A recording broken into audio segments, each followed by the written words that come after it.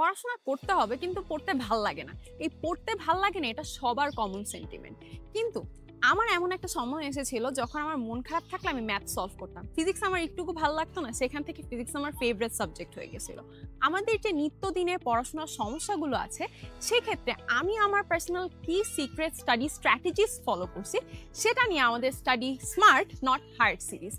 আজকের টপিক হচ্ছে active recall. Scientifically এটা প্রুভেন যে আমি যখন অ্যাক্টিভলি ব্রেইন থেকে কোনো ইনফরমেশন রিটেইন করছি সেটা খালি বই রিডিং করে যাওয়ার চেয়ে অনেক বেশি ইফেক্টিভ। এরকম অনেক সময় হয় না, পরীক্ষার খাতায় আমি অনেক কিছু পড়ে এসেছি কিন্তু হুট করে প্রশ্ন করলে কিচ্ছু পারছি না।